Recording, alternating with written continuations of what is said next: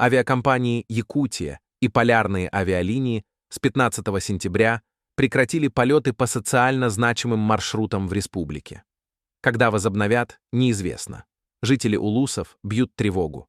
Ведь воздушный транспорт является единственным видом транспорта между поселениями и центральными городами, как пишет глава Среднеколымского района Иван Лаптев.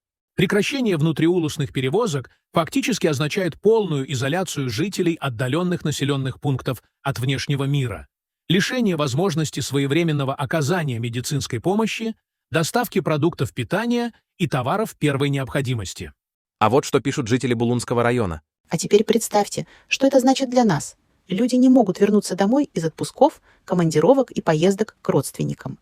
Мы застряли в Тикси, без возможности добраться до своих семей и своего жилья. Люди не могут улететь на срочное лечение. У нас нет в поселках многих специалистов. Раньше летали в Тикси. Теперь это невозможно. Здоровье людей под угрозой. В некоторых селах даже нет аптек.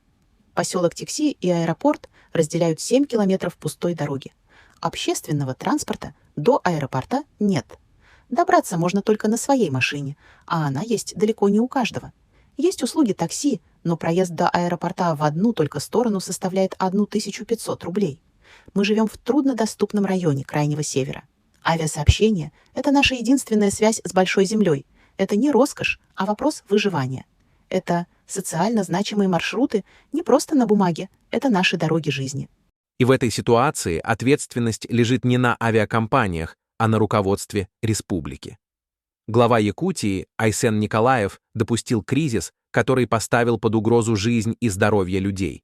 Он обязан был обеспечить стабильное авиасообщение. Тем более, что еще на прошлой неделе ему сообщили об этой проблеме. Но никаких попыток решить проблему сделано не было. В результате тысячи жителей оказались в изоляции. Без лекарств, без врачей, без связи с родными. Сегодня люди брошены один на один с бедой. Их выживание зависит от решений чиновников, которые бездействуют. Айсен Николаев знал о проблемах, но не предпринял мер. И теперь именно его бездействие стало причиной транспортного коллапса на Крайнем Севере.